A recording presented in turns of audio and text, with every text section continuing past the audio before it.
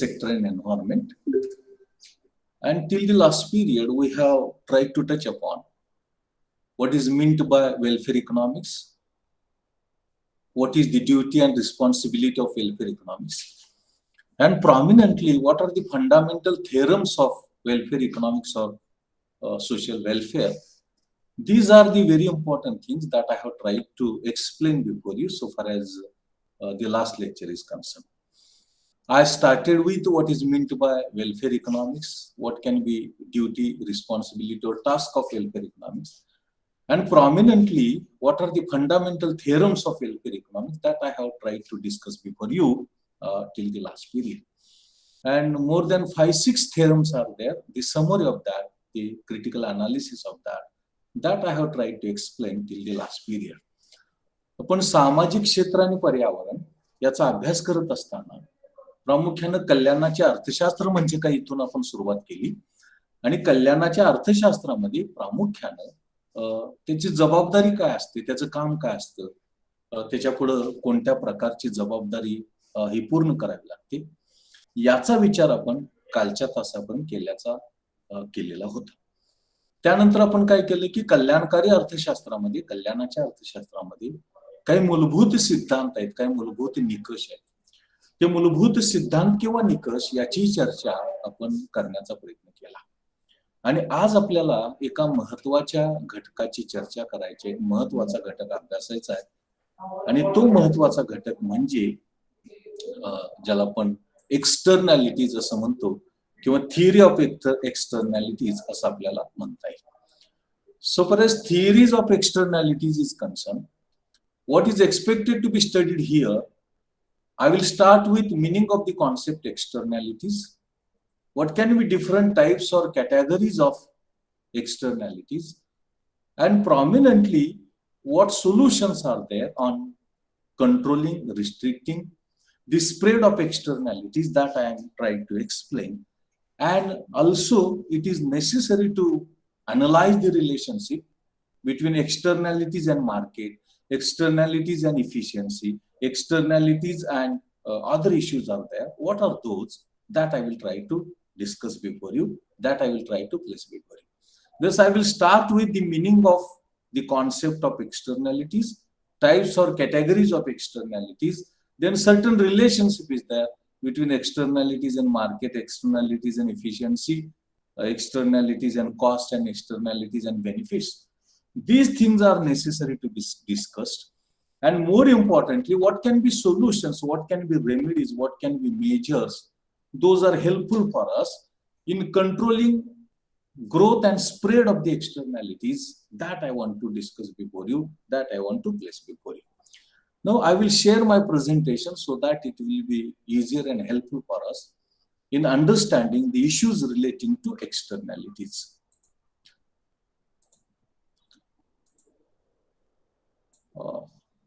Yes, is slide visible? Slide is visible? Yes, sir. Okay. Now I will start with meaning of the term externalities. Now, what are externalities? Externalities are economic effects of economic activity which are external to the market. All of us know economic activities comprise of production, consumption, distribution, and exchange. And what are their effects? But those have not been captured by the market, those have not been included in the market, are known as externalities.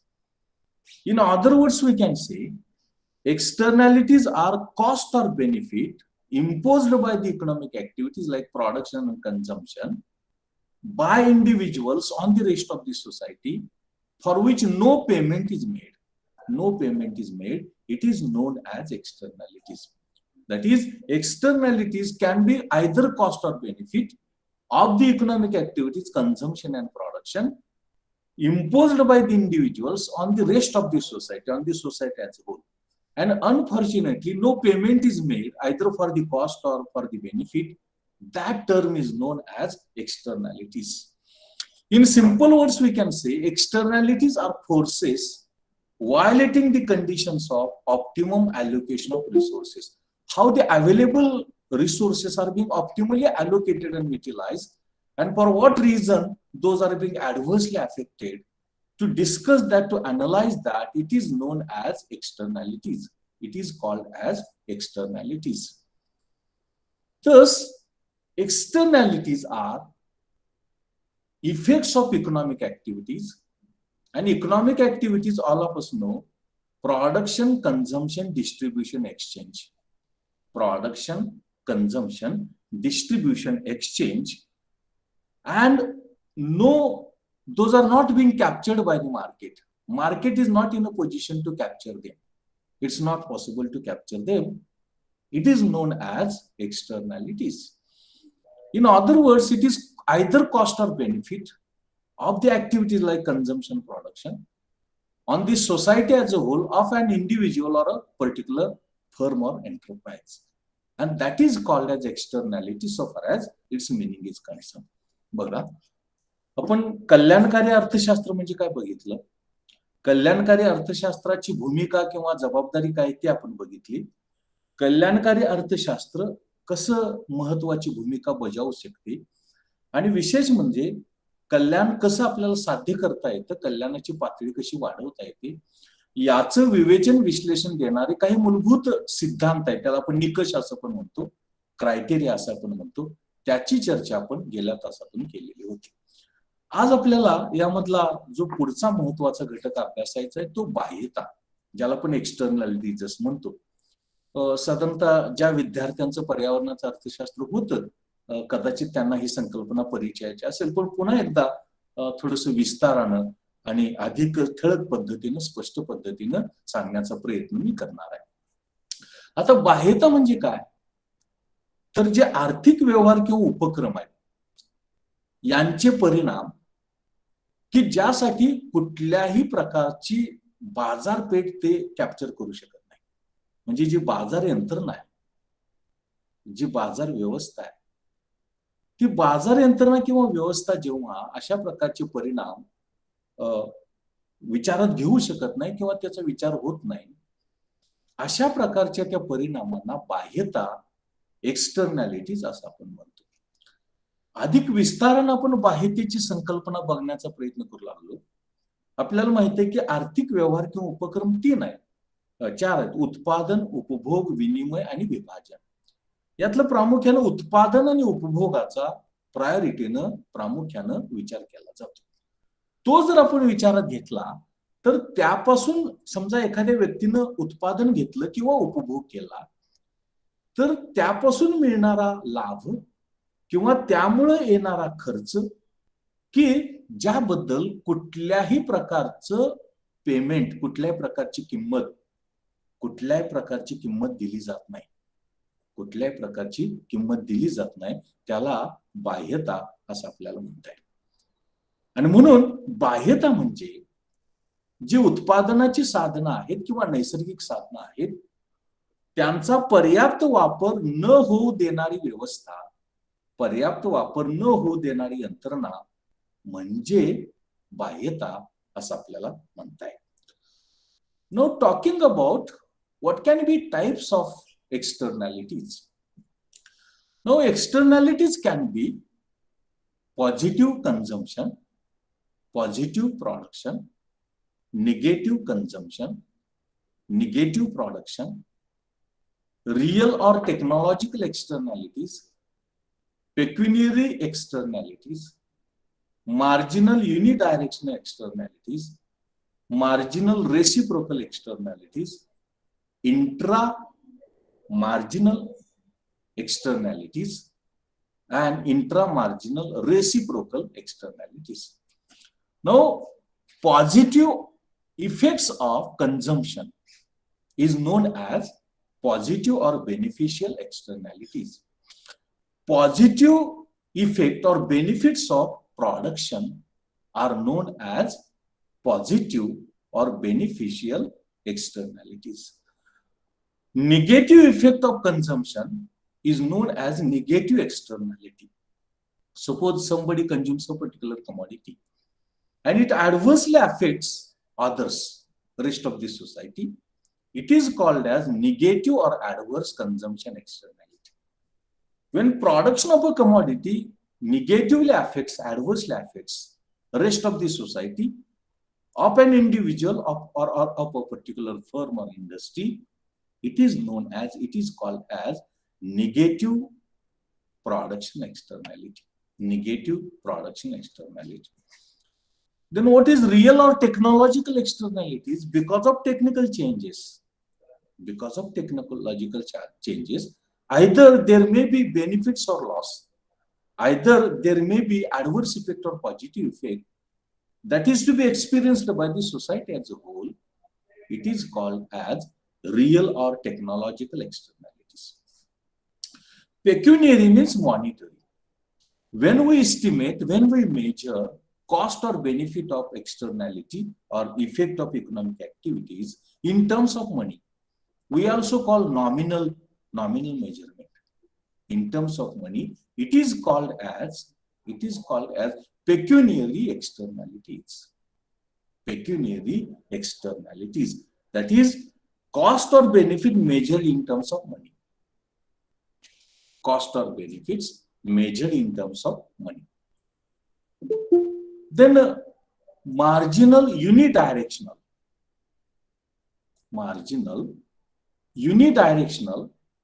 externality. Marginal unidirectional externality means, suppose one person is there, one industry is there, or firm is there. It is contributing either cost or benefit to the society.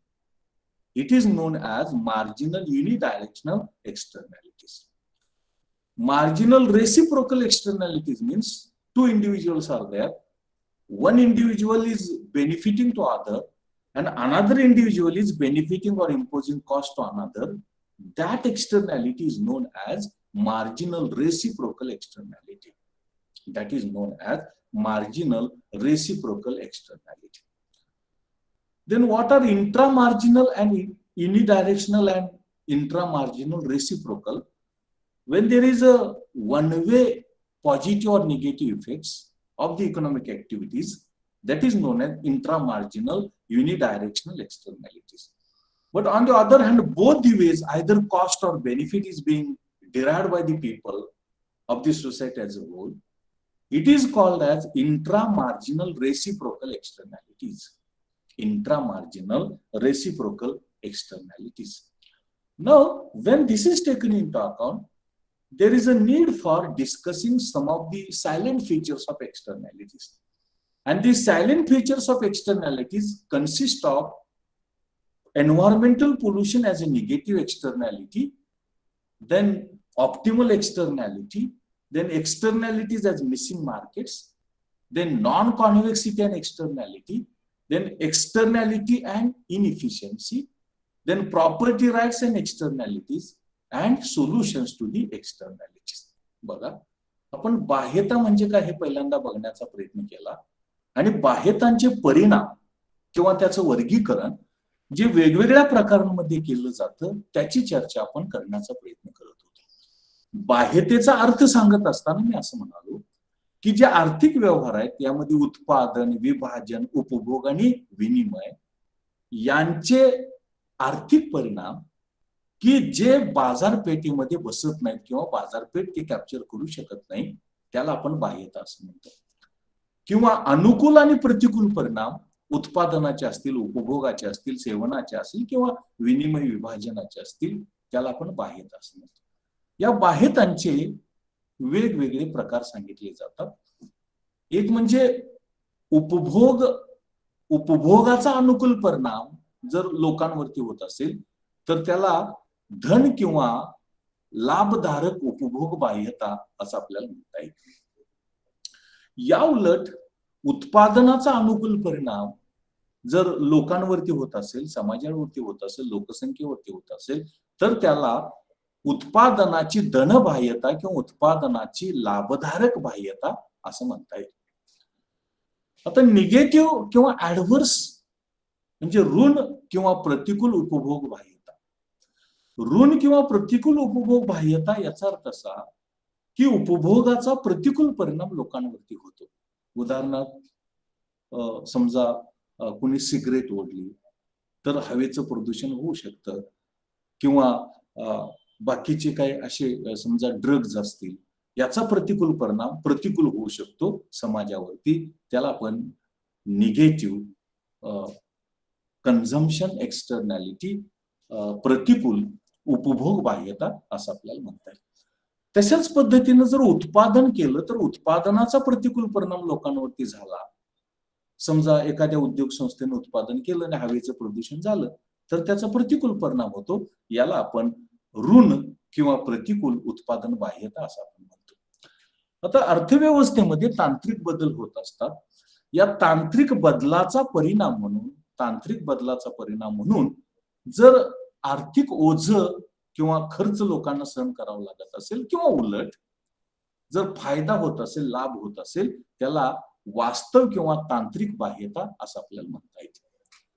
जेव्हा बाह्यता आपण पैशाच्या स्वरूपामध्ये व्यक्त करतो तेव्हा त्याला आपण पेक्युनियरी म्हणजे पैशातील बाह्यता किंवा नॉमिनल एक्सटर्नॅलिटीज असं आपल्याला म्हणता येतं.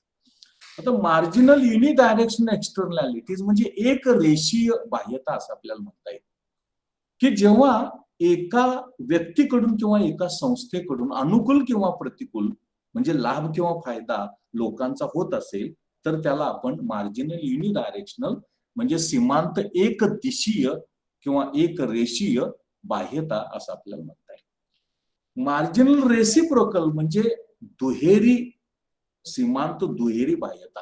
समजा दोन व्यक्ती असतील तर एका व्यक्तीचा अनुकूल प्रतिकूल परिणाम दुसऱ्या व्यक्तीवरती होतो आणि दुसऱ्या व्यक्तीचा अनुकूल प्रतिकूल परिणाम पहिल्या व्यक्तीवरती होतो. असं जर होत असेल तर त्याला आपण मार्जिनल रेसिप्रोकल एक्सटर्नॅलिटीज सीमांत अन्योन्य बाह्यता असं आपल्याला म्हणता येईल. आता इन्फ्रा मार्जिनल युनिडायरेक्शनल म्हणजे एकाच दिशेनं जेव्हा अशा प्रकारचे परिणाम होत असतात तेव्हा त्याला आपण एक रेषीय बाह्यता असं आपल्याला म्हणता येईल. आणि दोन्ही बाजूला परिणाम होत असेल, एका व्यक्तीकडून दुसऱ्या व्यक्तीकडून पहिल्या व्यक्तीकडे असं जर होत असेल तर त्याला आपण इंट्रा मार्जिनल रेसिप्रोकल एक्सटर्नॅलिटीज असं आपण म्हणतो. Then what is important is environmental externalities. What is environmental externality? When economic activity, maybe production or consumption, maybe distribution or exchange, that creates environmental pollution in the form of water pollution, air pollution, noise pollution, land degradation, it is known as environmental externality. And therefore, pollution is known as environmental externality. Pollution is known as environmental externality.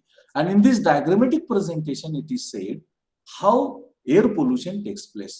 Take example, this is the demand curve. This is the marginal private cost curve. This is the marginal social cost curve. And suppose the production is undertaken equal to OQ2 and price is OQ1. But this doesn't include the cost of environmental pollution. When it is included, the cost curve shifts from marginal private cost to marginal social cost, and here it requires to increase price but decrease output. Increase price but decrease output, and it is known as environmental externality or environmental pollution. Environmental externality or environmental pollution. बघा आता वेगवेगळ्या या बाह्यता आहेत. या बाह्यतांची वैशिष्ट्ये किंवा गुणधर्म त्यांच्या पेक्युलॅरिटी सांगण्याचा मी प्रयत्न करतोय. यातलं पहिलं वैशिष्ट्य असं की ज्याला आपण पर्यावरणीय बाह्यता म्हणजे पर्यावरण प्रदूषण. पर्यावरणीय बाह्यता म्हणजे पर्यावरण प्रदूषण. उपभोगाचा किंवा उत्पादनाचा प्रतिकूल परिणाम म्हणून पर्यावरणाचं प्रदूषण झालं, मग त्या हवेचं असू द्या, पाण्याचं असू द्या, ध्वनीचं असू द्या किंवा जमिनीचं असू द्या, त्याला आपण पर्यावरणीय प्रदूषण म्हणजे पर्यावरणीय बाह्यता असं म्हणतो. या आकृतीमध्ये काय दाखवलेलं आहे की समजा हा मागणी वक्र आहे, MSD हा मागणी वक्र आहे, MPC हा सीमांत खाजगी वक्र आहे. जर खाजगी उत्पादन खर्च आणि मागणी विचारात घेतली तर उत्पादन ती उद्योग संस्था OQ3 एवढं करते आणि किंमत किती आकारते OQ1. पण यामध्ये पर्यावरणाच्या प्रदूषणाचा खर्च विचारामध्ये घेतलेला नाही. तो जर विचारात घेतला तर आपला सीमांत खाजगी वक्र हा सीमांत सामाजिक वक्र होतो. आणि मग इथं काय करावं लागतं, उत्पादन कमी करावं लागतं, ते ओपी पर्यंत करावं लागतं आणि किंमत मात्र OP1 पर्यंत ओपी पर्यंत वाढवावी लागते. म्हणजे उत्पादन कमी करणं आणि किंमत वाढवणं. किंमत का वाढवायची, तर उत्पादन तो पर्यावरण प्रदूषणाचा खर्च त्यामध्ये ऍड करण्यासाठी, प्रदूषणाचा खर्च त्यामध्ये इन्क्लूड करण्यासाठी, आणि याला आपण पर्यावरण प्रदूषण असं म्हणतो. आणि पर्यावरण प्रदूषण ही पर्यावरणीय बाह्यता आहे, एन्व्हायरमेंटल एक्सटर्नॅलिटी आहे असं आपल्याला म्हणता येईल. Then the next feature is optimal externality. Where externality is optimal or optimum, where marginal benefit is equal to marginal cost.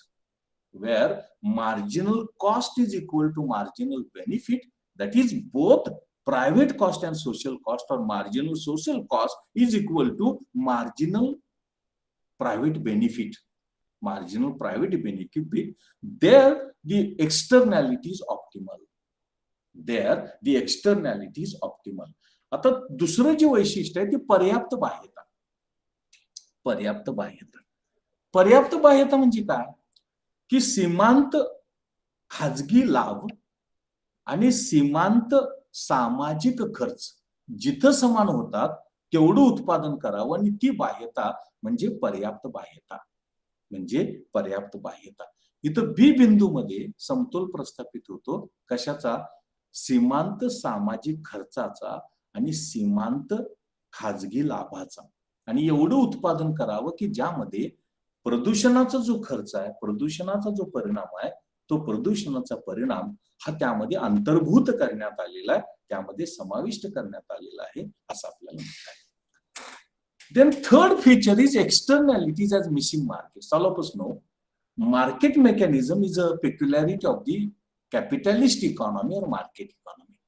And it is the demand supply forces that determine price of the commodity, and all decisions, production, consumption, distribution are taken on the basis of the guidelines which are given by price mechanism or price system. And externalities are missing markets. Externalities are missing market means externalities doesn't capture cost as well as doesn't capture benefit also, and that is shown in this diagrammatic presentation. First of all, cost is excluded. Cost is excluded. Here, private marginal cost benefit is there.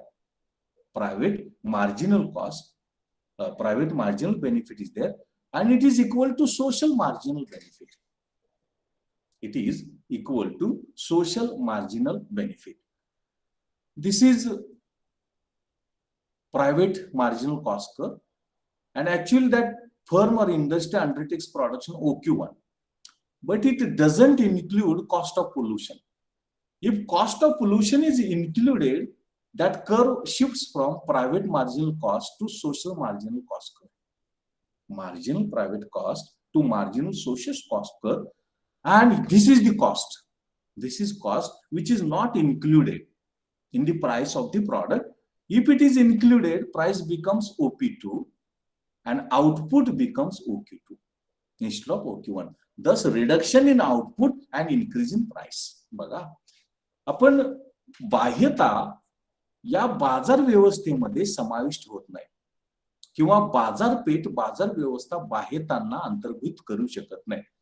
मग त्या बाह्यता धन असतील किंवा ऋण असतील, म्हणजे लाभ असेल किंवा खर्च असेल. हे दोन्ही चित्र इथे या आकृतीमध्ये दाखवलेलं आहे.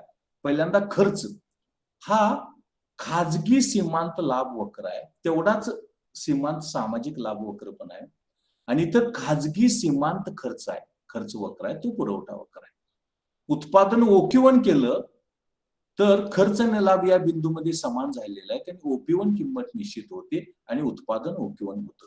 पण या उत्पादनाचा जो पर्यावरणीय खर्च आहे, प्रदूषणाचा खर्च आहे, तो विचारात घेतलेला नाही. तो जर विचारात घेतला तर आता सीमांत खाजगी वक्र हा सीमांत सामाजिक वक्र होतो.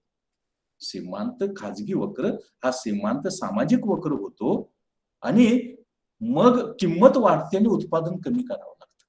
मात्र कुठलाही उद्योजक किंमत कमी करण्यास आणि उत्पादन कमी करण्यास, किंमत वाढवण्यास आणि उत्पादन कमी करण्यास तयार नसतो, कारण किंमत वाढवली तर मागणी घटण्याची शक्यता असते. आणि हा जो लाल भाग दाखवलेला आहे तो खर्च विचारात घेत नाही हे दाखवलेला आहे. जसं how the cost is excluded, likewise benefit is also excluded. Benefit is also excluded by the externalities. In this diagram, this is private marginal benefit, this is social marginal benefit curve, and this is private marginal cost curve, which is also equal to social marginal cost curve. And if the production is undertaken OQ1, price is OP1, and both costs are taken into account, that is social marginal cost is taken into account. But if production is undertaken OQ2, cost is OP2 and price is OP2, and this is the benefit. This is the benefit which is excluded. And therefore, externalities couldn't capture both cost as well as benefits. बाह्यता खर्च पण समाविष्ट करू शकत नाहीत आणि लाभ पण विचारात घेत नाहीत. आणि ही दोन्ही परिस्थिती आपण या आकृतीमध्ये दाखवलेलं आहे. इथं खर्च विचारामध्ये घेतलेला नाही आणि इथं लाभ विचारामध्ये घेतलेला नाही, कारण बाजार यंत्रणेच्या पलीकडचा विषय आहे बाह्यता, असं आपल्याला म्हणता येईल. Then third peculiarity is non-convexity and externality. Non-convexity means it is not convex, all of us know. When we study indifference curve, in indifference curve, one of the properties of indifference curve is convex to the origin. It is convex to the origin, that is, it is negatively sloping. Convex means it is negatively sloping because marginal rate of substitution between two commodities declines. Marginal rate of substitution between two commodities declines, and therefore that indifference curve is convex to the origin. Likewise, when this cost curve becomes non-convex, non-convex means concave. Non-convex means concave, means with the increase in production, cost increases. With the increase in production, cost increases. Up to this point, this cost curve is convex. It is convex. It is convex means when production increases, it has a marginal cost decreases. Marginal cost decreases or total cost increases at diminishing rate. But so far as externalities are concerned, there is a continuous rising trend in cost. You can see in this diagram. Henceforth, cost is increasing continuously. It is increasing continuously and it is known as non-convexity. तुम्ही समृद्धी वक्राचा अभ्यास करताना त्याचं एक वैशिष्ट्य आहे. ते वैशिष्ट्य तुम्ही अभ्यासलं असेल की तो आरंभ बिंदूला बहिर्गोल असतो. आरंभ बिंदूला बहिर्गोल असतो का? की दोन वस्तूंचे जे गट आहे त्यामधला जो सीमांत पर्यायता दर आहे तो घटत जातो. मात्र जेव्हा बाह्यता असतात तेव्हा जो खर्चाचा वक्र आहे तो बहिर्वक्र न राहता तो आंतरवक्र राहतो. आकृतीमध्ये तुम्ही बघू शकता. याचा अर्थ काय? याचा अर्थ असा की बाह्यता जेव्हा असतात, प्रामुख्याने ऋण बाह्यता, प्रतिकूल बाह्यता, त्यावेळेला जो खर्च आहे तो सातत्याने वाढत जातो. आकृतीमध्ये बघा, इथं बहिर्गोल आहे पण इथून तो अंतर्गोल आहे. आणि जेव्हा तो अंतर्गोल असतो तेव्हा खर्च सातत्याने वाढत जातो. तेव्हा खर्च सातत्याने वाढत जातो आणि खर्च वाढत जाणं म्हणजे समाजावरती तेवढं आर्थिक ओझं वाढत जाणं. समाजावरती तेवढं आर्थिक ओझं वाढत जाणं असा त्याचा अर्थ आहे. आणि म्हणून नॉन कॉन्व्हेक्सिटी म्हणजे तो जो खर्चाचा वक्र आहे, आपण त्याला प्रदूषण खर्च म्हणूया किंवा बाह्यता खर्च म्हणूया, तो सातत्यानं वाढत जेव्हा जातो त्यावेळेला त्याला नॉन कॉन्व्हेक्सिटी म्हणजे अंतर्गोल स्वरूपाचं रूप प्राप्त होतं किंवा स्वरूप प्राप्त होतं. आणि अशा एक प्रकारचं वैशिष्ट्य, पेक्युलॅरिटी, ही आपल्याला या बाह्यतांची, एक्सटर्नॅलिटीची आपल्याला सांगता येते. Then externalities create inefficiency. Externalities create inefficiency, and inefficiency means extravagance of the resources. Inefficiency means extravagance of the resources. Two diagrams are there in this diagrammatic presentation. In first diagram, unnecessary cost is imposed on the society, and that is also inefficiency. That is it. Here in this yellow color, that cost is shown. And in this diagram second, this shows benefit. Here cost is imposed and here benefit is sacrificed. And when cost is imposed on the society and benefit is deferred from the society, both are inefficiencies. That is underutilization of the resources. That is inefficiency in the utilization of the resources. That is what we call it as a externality, is creation of inefficiencies. पुढचं जे वैशिष्ट्य मी तुम्हाला सांगत होतो ते पुढचं वैशिष्ट्य असं की बाह्य अकार्यक्षमता निर्माण करतात. अकार्यक्षमता म्हणजे काय आपल्याला माहित आहे, उत्पादनाची साधनं मर्यादित आहेत, प्रामुख्याने नैसर्गिक उत्पादनाची साधनं. ती नुसती मर्यादित नाहीत तर ती त्यांची उपयोगिता बहुपर्यायी अनेक उपयोगी आहेत, आणि त्यामुळं त्यांची दुर्मिळता, त्यांची टंचाई वाढत जाते. आणि उत्पादनाच्या किंवा आर्थिक व्यवहाराच्या, उत्पादन असू द्या किंवा उपभोग असू द्या, त्यांच्या बाह्यतांमुळे अकार्यक्षमता निर्माण होते. ही अकार्यक्षमता दोन प्रकारची असते. पहिल्या आकृतीमध्ये आपण पिवळ्या रंगाने दाखवलेला आहे. म्हणजे यामध्ये काय केलं जातं की अनावश्यक किंवा खर्च समाजावरती, लोकांवरती लादला जातो. पर्यावरणाचं प्रदूषण त्याचा खर्च, हवेचं प्रदूषण त्याचा खर्च, ध्वनी प्रदूषण त्याचा खर्च. म्हणजे ज्या लोकांचा संबंध नाही त्या उत्पादनाशी, त्या उपभोगाशी, त्यांच्यावरती खर्च लादला जातो. त्याला आपण निगेटिव्ह एक्सटर्नॅलिटी असं म्हणतो. त्याचा खर्च समाजावरती लादला जातो. दुसऱ्या बाजूने काय होतं की तो जो उत्पादक आहे तो लोकांना फायदा होत असताना सुद्धा, लाभ होत असताना सुद्धा काय करतो, उत्पादन कमी घेतो. आणि उत्पादन कमी घेऊन समाजाचा होणारा जो फायदा आहे, त्याचं होणारं जे कल्याण आहे, लोकांना मिळणारा जो आनंद आहे, तो आनंद तो कमी करण्याचा प्रयत्न करतो. तो आनंद कमी करण्याचा प्रयत्न करतो. आणि इथं आकृतीमध्ये तुम्ही बघू शकताय, लाल रंगाने दाखवलेला आहे की ऍक्च्युली हा फायदा मिळणार आहे, लाभ मिळणार आहे, बेनिफिट मिळणार आहे, पण तेवढं उत्पादन तो उत्पादक करतच नाही, कमी करतो, ओक्यूवन एवढं करतो. आणि यामुळं इथं खर्च, अनावश्यक खर्च समाजावरती लादणं आणि इथं समाजाचा तोटा करणं किंवा समाजाचा फायदा हिसकावून घेणं, सॅक्रिफाईस करणं, या दोन्ही गोष्टी म्हणजे अकार्यक्षमता आहेत. आणि अकार्यक्षमता म्हणजे काय की ती जी उत्पादनाची साधनं आहेत, ती उत्पादनाची साधनं त्यांचा पर्याप्त वापर न करणं, चुकीचं वाटप आणि वापर करणं, त्याला आपण अकार्यक्षमता असं म्हणतो, इनइफिशियन्सी असं म्हणतो. The next feature is property rights and externalities. Next feature is property rights and externalities. Now, because of property rights, excessive use of that input, take example fertilizer.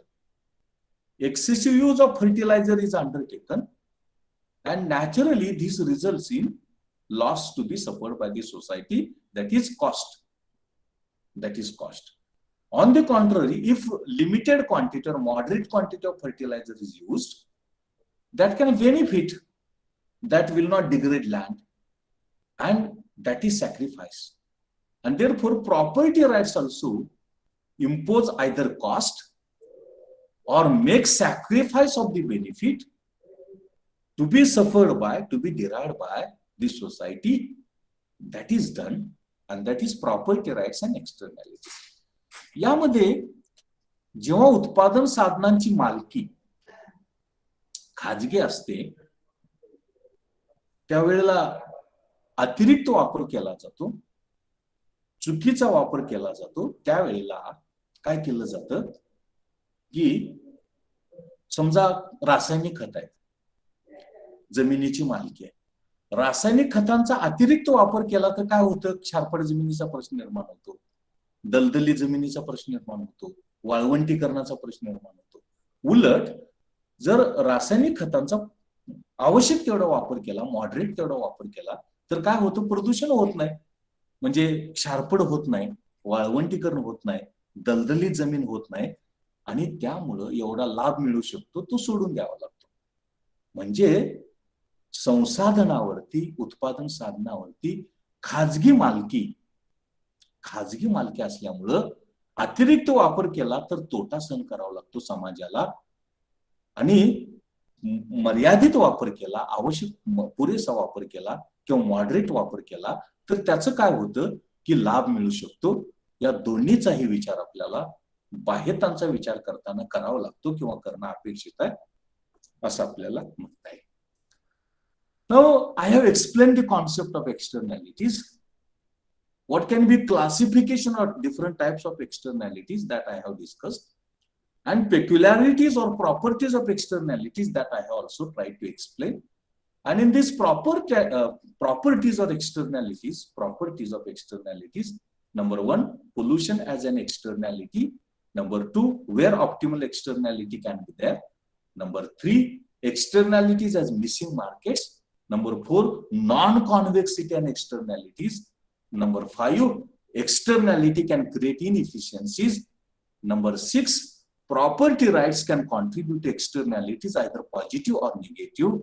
These are the properties. These are the characteristics. These are the peculiarities of externalities that I have tried to discuss before you. बघा, आतापर्यंत आपण काय केलं की बाह्यता म्हणजे काय आणि त्या बाह्यतांचे प्रकार कोणते असू शकतात आणि बाह्यतांचे गुणधर्म, बाह्यतांची वैशिष्ट्य काय असू शकतात याची चर्चा आपण करण्याचा प्रयत्न केला. मग आता प्रश्न निर्माण होतो की या ज्या बाह्यता आहेत या बाह्यतांचं नियंत्रण करता येतं का, उपाययोजना आहेत का, त्याच्यावरती काय धोरण उपयुक्त ठरू शकेल का, त्याच्यावरती काय आपल्याला उपाययोजना करता येतील का, त्याचा विचार आपल्याला या अनुषंगानं करणं अपेक्षित आहे, या अनुषंगानं करणं गरजेचं आहे असं आपल्याला म्हणता येतं.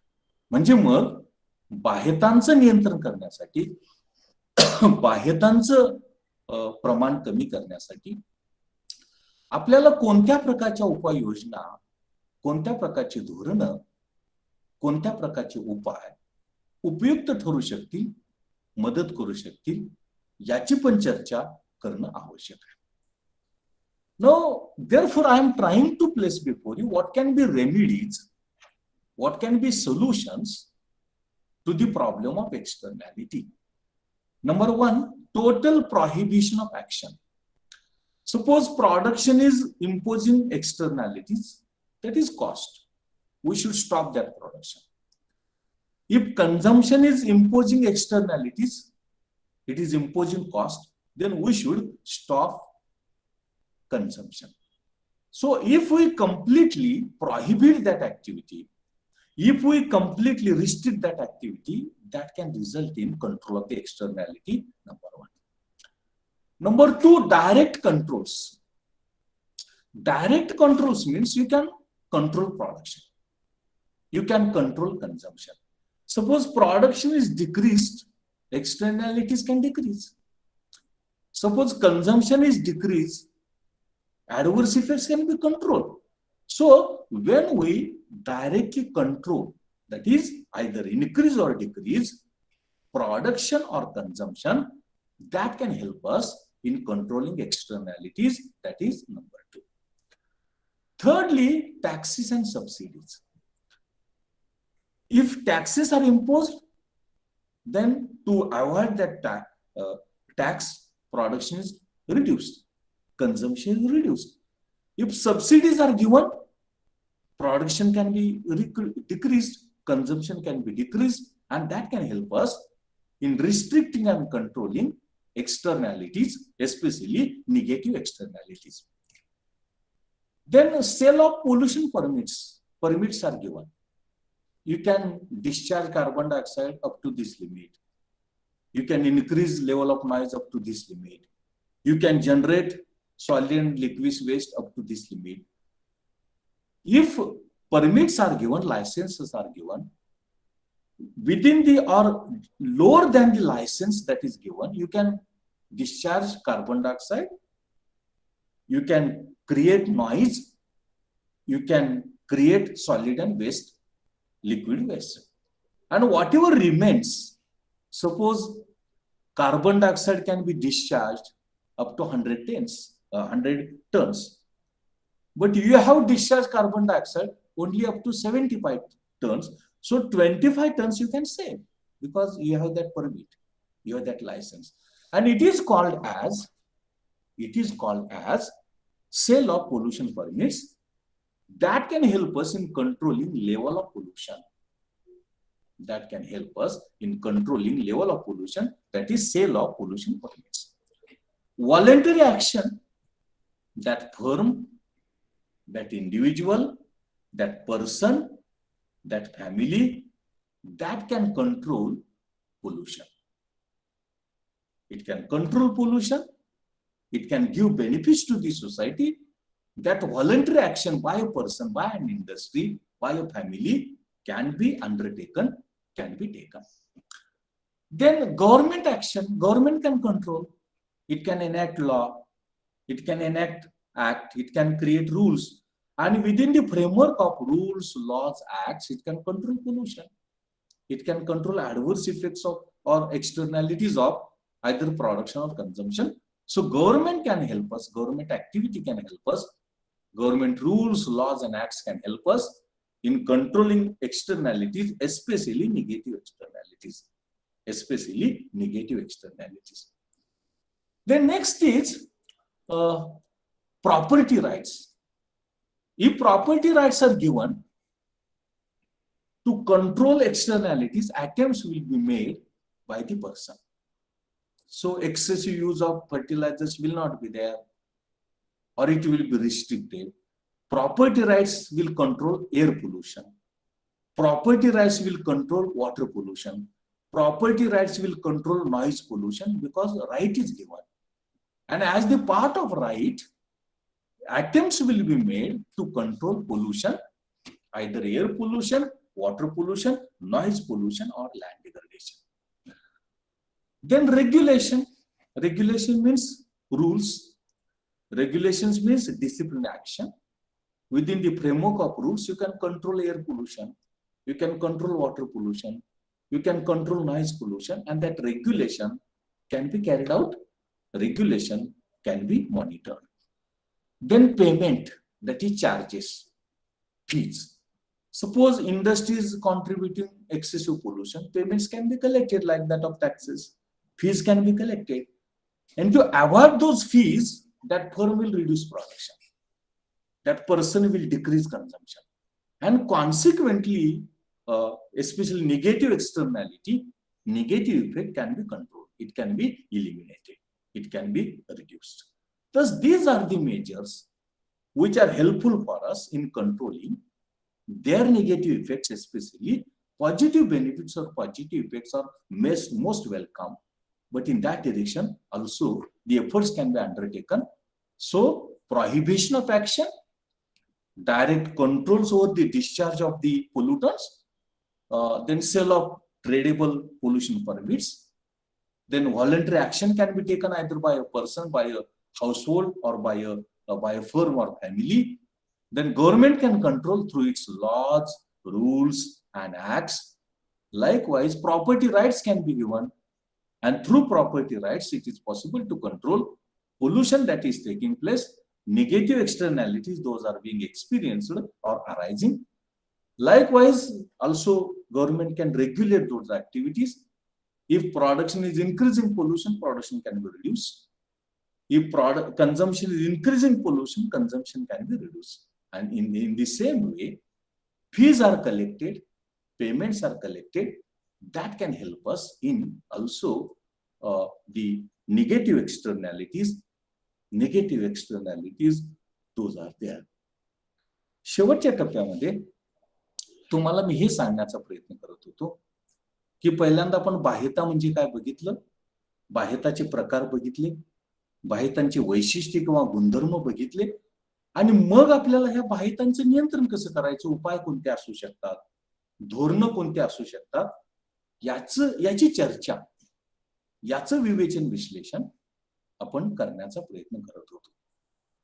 पहिला उपाय असा की ज्या आर्थिक उपक्रमामुळे, ज्या आर्थिक व्यवहारामुळे प्रदूषण होतं किंवा बाह्यता, प्रामुख्याने ऋण बाह्यता म्हणजे खर्च समाजावरती पडतो, त्या पूर्ण बंद करणं.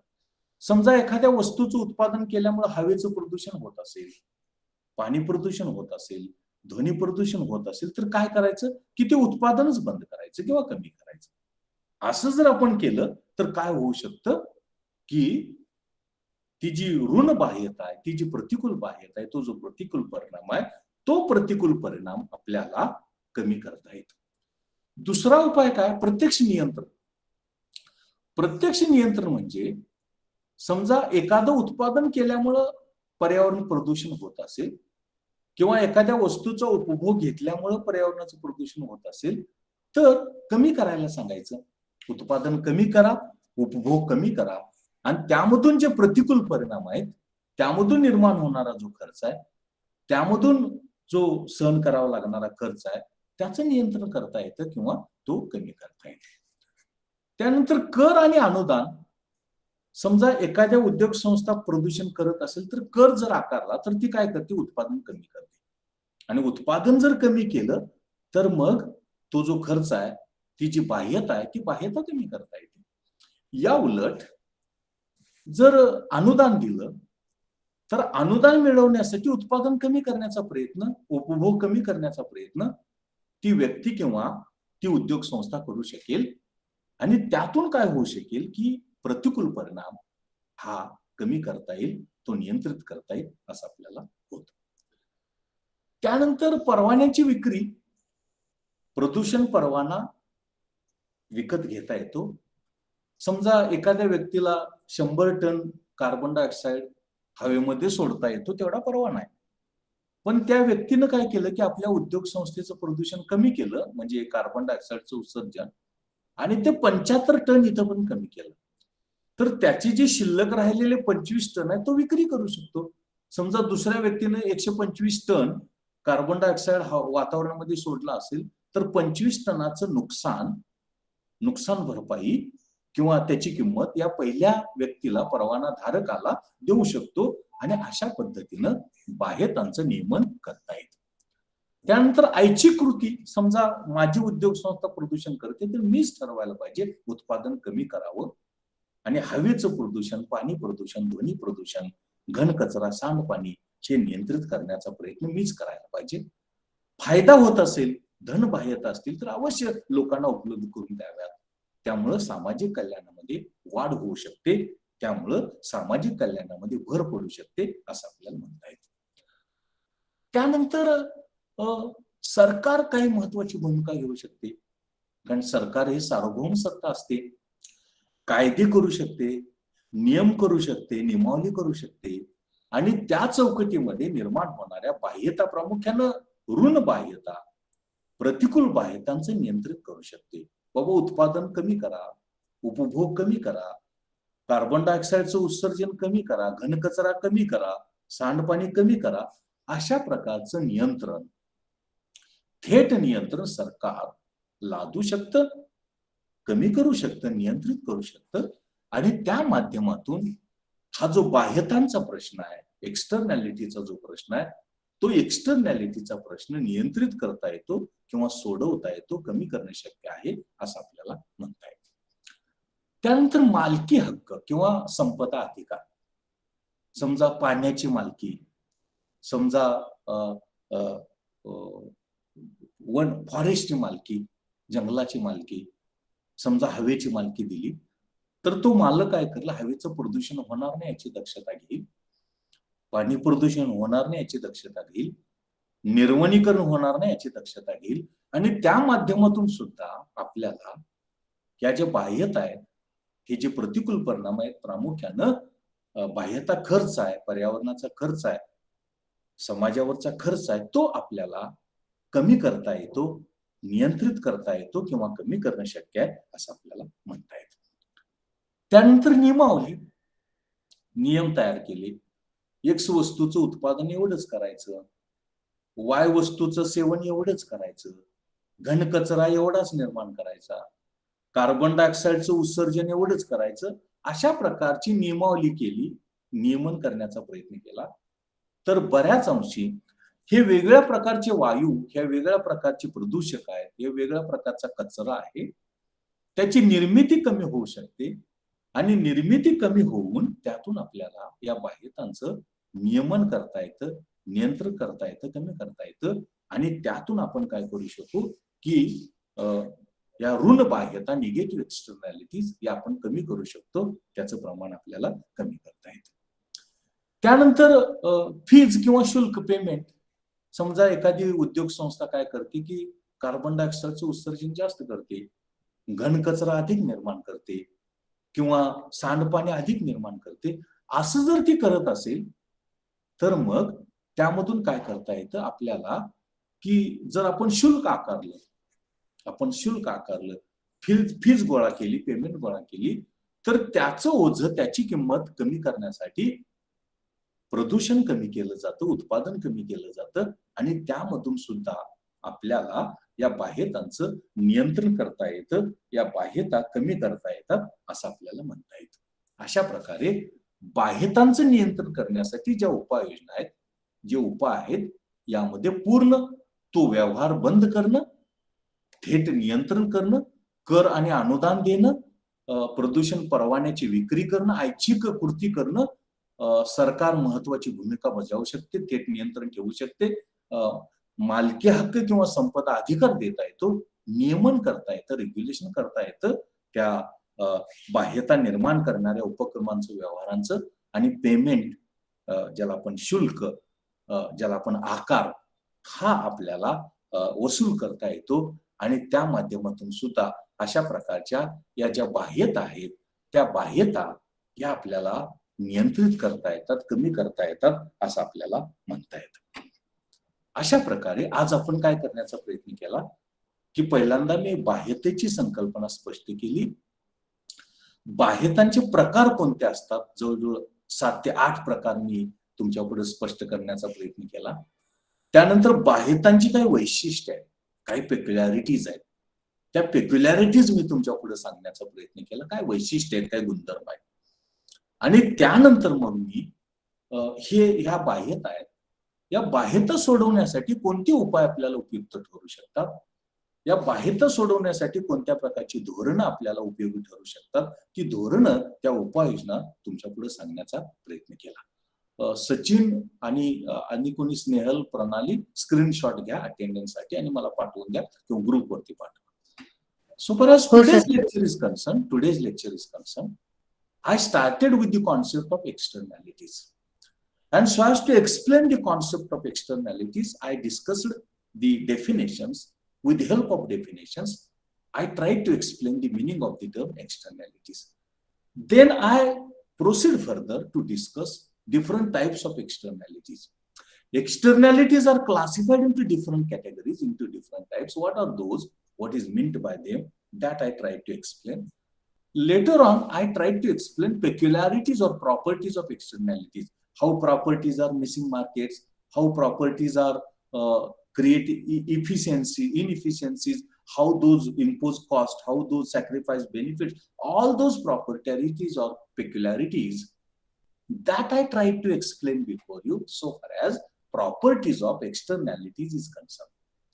Then I tried to discuss before you if externalities are there, different types of externalities, already I have mentioned, how those can be controlled, what can be remedies, what can be solutions, what can be measures, that I tried to discuss before you, that I tried to explain before you. And it is therefore, while studying externalities, we should start with meaning, then should discuss types, then should discuss properties or characteristics or peculiarities of the externalities, and then we should discuss solutions or remedies or policies to control externalities. In this direction, it is necessary to study externalities. It is necessary to study externalities. Thus, today I try to discuss on externalities and related issues relating to externalities. आज